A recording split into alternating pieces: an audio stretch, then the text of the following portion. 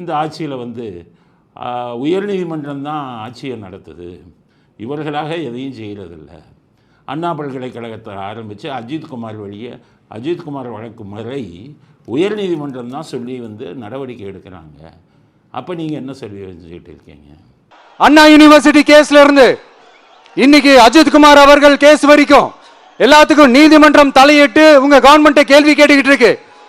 எல்லாத்துக்கும் நீதிமன்றம் தலையிட்டு கேள்வி கேட்கணும்னா அப்புறம் நீங்க எதுக்குங்க சார்?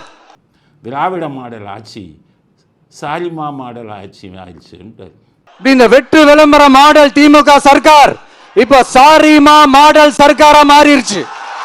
அது என்ன புரியாது உங்களுக்கு? சாலிமா மாடல்னா அஜித்குமார் இப்போ காவல்துறையினால் அடித்து கொல்லப்பட்ட உடனே ஸ்டாலின் சொன்னார் சாரின்னு.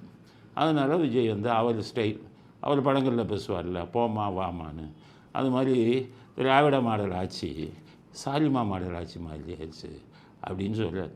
ஆனால் ஒரு பக்கம் திராவிட மாடல்னு சொல்கிறார், இன்னொரு பக்கம் ஈவராக தான் அவருக்கு குருங்கிறார், அண்ணாதுரை தான் அவருக்கு இதுங்கிறார். அப்புறம் என்ன திராவிட மாடல்னு அவங்களையும் உங்களையும் பிரித்து பேசுகிறீங்க? நீங்களும் திராவிட மாடல் தானே. அவங்க திராவிட மாடல் 1, நீங்கள் திராவிட மாடல் 2. அதனால் நீங்களும் செருப்பால் அடிக்கிற கட்சி தான். என்றைக்கு ஈவேராவை தலைவர்னு சொல்லிட்டீங்களோ நீங்களும் சாமியை செருப்பால் அடிக்கிற கட்சி தான். சாமியை கும்பிட்ற எவனும் உங்களுக்கு ஓட்டு போட மாட்டான்.